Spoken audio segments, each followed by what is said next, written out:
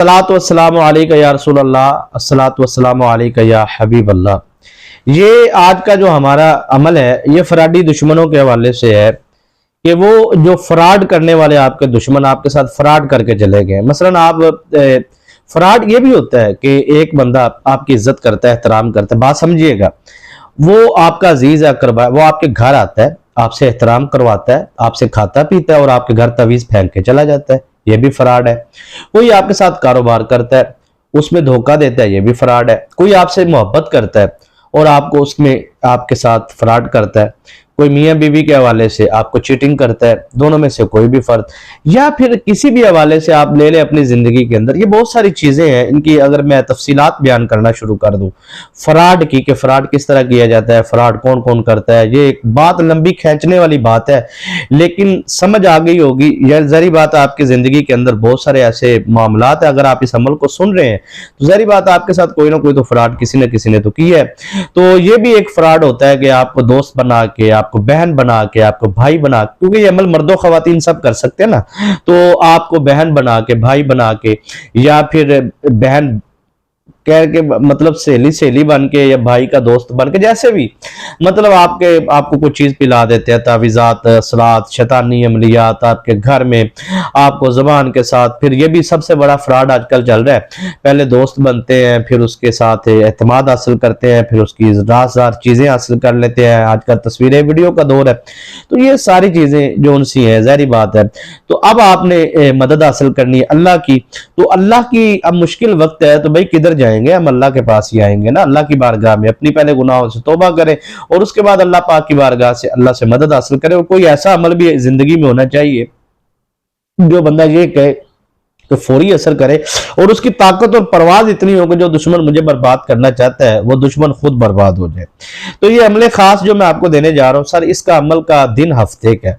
अब आप इस अमल को के बारे में बोलें कि जी मैं तो इतवार को करना चाहता हूं या करना चाहती हूं, या मैं इस अमल को मंगल या बुध जुमेरात को करना चाहती हूं या करना चाहता हूं, तो मेरे बहन भाइयों, अगर आप इस अमल को किसी भी दिन करना चाहे तो आप नहीं कर सकते, आपकी अपनी मर्जी। आप अपनी मर्जी से करें तो मैं आपको मना नहीं कर सकता, लेकिन अगर आप मुझसे पूछते हैं तो फिर मैं आपको पूरी जिम्मेदारी देता हूं कि इस अमल के बाद आपको रजत का मामला नहीं होगा। जिस तरीके से मैं आपको समझाऊंगा उस तरीके से कीजिएगा, और आपने अमल को हफ्ते वाले दिन करना है, और इस अमल को आपने हफ्ते वाले दिन करना है और जोहर की नमाज के बाद करना है। और दूसरा ऑप्शन ये है कि आप इसको असर की नमाज के बाद कर सकते हैं। अब आप कहेंगे जी मगरिब के बाद कर ले, फजर के बाद कर ले, इशा के बाद कर ले, वो आपकी मर्जी है, लेकिन आप कर नहीं सकते। अब आपके पास दो टाइम है, या तो आप जोहर की नमाज के बाद या असर की। अब यहां दो टाइमों में भी पाबंदी है। पाबंदी क्या है? अब जोहर के टाइम अगर आपने करना है ना सर, तो आपने ये देखना है कि जोहर की नमाज आपने जब अदा करनी तो उस वक्त सूरज पूरा अपनी ताकत में होना चाहिए, ठीक है, परवाज में होना चाहिए। अब आपने उस वक्त अमल करना है, सूरज को ठंडा नहीं करना, ठीक है। और दूसरा जो असर के बाद आपने करना है, वो असर की नमाज के फौरन बाद आपने नहीं करना, बल्कि आपने कुछ वक्त गुजार देना है, कुछ टाइम आपने गुजारना है असर के बाद, और इंतजार करना है गुरूब होने का। यानी कि असर के 15, 20, 25 मिनट बाद, आधे घंटे बाद आपने इस अमल को शुरू करना है। 10-12 मिनट का अमल है, 10 मिनट भी मैंने ज्यादा कह दी है, 5-7 मिनट का समझ लीजिए। तो ये अमल है 5-7 मिनट का, तो आपने उस टाइम पे करना है, यानी कि सूरज गुरूब हो रहा उस वक्त, ठीक है, असर वाला गुरूब, ठीक है ना, मगरब वाला नहीं। यानी कि एक तो मगरब टाइम बिल्कुल गुरूब होने के करीब हो जाता है ना, वो नहीं। एक होता है असर की नमाज से 10-15 मिनट टाइम गुजारने के बाद। समझ आ गई है जी यहां तक? ये ना इस अमल का हफ्ते का दिन है, बड़ा तेज तरीन ये अमल है। तो ये मैं इसलिए आपको समझाने जा रहा हूं कि ये चीजें, इसलिए मैं इस पे फोकस ज्यादा कर रहा हूं कि आपने मिस्टेक नहीं करनी, गलती नहीं करनी।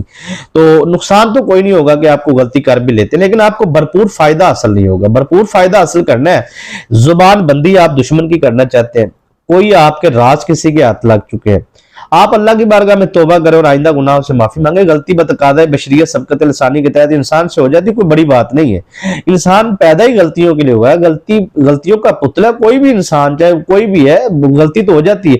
अगर आपसे मुझसे कोई गलती होती तो हमें किसी इंसान से नहीं बल्कि अल्लाह से माफी मांगनी है ना। तो हमने अल्लाह की बारगाह में सच्ची तौबा कर लेनी है, और उसके बाद आपने इस अमल को करना है। यकीन मानिए इस अमल के जो मुवक्कलात है वो इतनी ताकत में है, इसके जो जिन्नात है, आपको अगर उस पर वजाहत करूंगा तो बात ज्यादा लंबी हो जाएगी। ये कुरान पाक का अमल है और इस अमल को आपने अगर करना है तो पहली बात यह है कि आप इस अमल की रूहानी इजाजत के लिए 3 मरतबा दुरूद शरीफ पढ़ के वीडियो को लाइक करें, कमेंट करें और दुरूद शरीफ पढ़ने के बाद आप दुरूद शरीफ की दुआ में शामिल होना चाहते हैं तो आप कमेंट करें, इंशाल्लाह शामिल किया जाएगा। कोशिश किया करें कि आप हमारी हौसला अफजाई के लिए वीडियो को कम से कम लाइक जरूर कर दिया करें। बहुत शुक्रिया जी। अब सर आपने पहली शर्त यह है कि आपने इस अमल को अगर करना है तो आपने गाय के गोश्त से, बीफ से आपने परहेज करना है, बस और कोई शर्त नहीं है। जिस्म पाक होना चाहिए, वो तो जहरी बात है, प्लीती की हालत में नहीं कर सकते, बावजू होकर अमल करना है, ये बात आपने ज़हन में रखनी है। अगर आप प्लीती की हालत में करते हैं तो कोई भी आप अमल करते हैं हमारे बताए हुए तो 100% आपको रजत का मामला हो सकता है। मैं साफ कहता हूं कि बिल्कुल भाई जिस्म पाक बावजू, 2 शर्तें ये लाजमी होती है, इसके बगैर तो अमल आप कर ही नहीं सकते। अच्छा सर आपने अमल कैसे करना, आप समझिएगा। सबसे बुनियादी चीज ये है, इस अमल की जान कह लीजिए, इस अमल की ताकत कह लीजिए, इस अमल की परवाज कह लीजिए, इस अमल से आपने जो काम लेना है उसके मुवक्कलात जो होते हैं उनकी बरामदगी कैसे करनी है, वो होगी जी नियत के साथ। नियत आपने इस अंदाज में करनी है कि आपको ये इस बात का यकीन हो कि मैंने इस अमल को जैसे ही मुकम्मल करना है मुझे कामयाबी मिल जाएगी। पहली बात तो यह है कि आपने इस अमल के इरादा करना है 3 दिन का, कि मैंने इस अमल को मुसलसल, टाइम मैंने बता दिया किस टाइम करना है, ठीक है, वो मैंने पीछे बता दिया, शरायत में कुछ बता दिया, कुछ बता देता हूं। लेकिन आपने सर क्या है कि इसका इरादा करना है, मैंने इसको 3 दिन करना है, तो आपका 2 दिन में काम हो जाता है, तो तीसरे दिन भी आपने लाजमी करना है। पहले दिन आपका काम हो जाता है, फिर भी आपने 2 दिन अगले मुकम्मल करने हैं, दरमियान में अमल को छोड़ना नहीं है। पहली बात यह है कि आपने इस अमल का सदका लाजमी देना है, इसकी मतलब जान है इस अमल की। हुब्बे तौफीक दे दे जितनी तौफीक है, लेकिन आपने अपनी तौफीक इस्तात के मुताबिक जितनी गुंजाइश है आपके पास, आपने उतना सदका लाजमी देना है। उसके बाद आपने नियत करनी है और इतनी आवाज में करनी कि आपके कानों तक आवाज आए। उसके बाद सर आपने अमल को शुरू करना है। अमल को कैसे शुरू करना है आप समझिएगा। सबसे पहले आप मतलब पाक है और बावजू है और अपनी जगह पे आप बैठ गए, अपने मकसद हाजत को आपने नियतन बयान कर ली है। अब आपने सर ना औज़ुबिल्लाह पढ़ना है ना बिस्मिल्लाह पढ़नी, कुछ भी आपने नहीं पढ़ना, आपने यहां से अमल को शुरू करना है। नियत आपने ऐसे करनी कि मैं नियत करता हूं या मैं नियत करती हूं अपने फला बिन फला दुश्मन के लिए, उसकी जुबाबंदी हो या उसका जो भी आप चाहते हैं, जो भी चाहते हैं आप, वो आपने बयान करना है। और बयान करने के बाद आपने अमल को मतलब बिल्कुल स्टॉप नहीं करना, नियत के फौरन बाद आपने अमल को शुरू करना है। अब यहाँ पे मैं आपको एक चीज समझा दूं, अगर खुदा न खास्ता अमल के दौरान जहरी बात इंसान है वुजू टूट जाता है आपका, तो फिर आपको उठना पड़ेगा और उठकर जाकर आपको वुजू करना पड़ेगा और वुजू करके आपको दोबारा अमल करना पड़ेगा। आपने पढ़ना कैसा, ज़ालिकुम फज़ूक़ूहु व अन्न लिल काफ़िरीन अज़ाबन नार, एक मरतबा ज़ालिकुम फज़ूक़ूहु व अन्न लिल काफ़िरीन अज़ाबन नार, 2 मरतबा। ये सर आपने 70 मरतबा इस आया मुबारका को पढ़ना है। ये आयत नंबर 14 है, पारा नंबर 9 है और सूरह अनफाल की आयत नंबर 14 है। ये आपने जो से है इसको पढ़ना है। ज़ालिकुम, मैं चला दूंगा स्क्रीन पे, ज़ालिकुम फज़ूक़ूहु व अन्न लिल काफ़िरीन अज़ाबन नार, 3 मरतबा।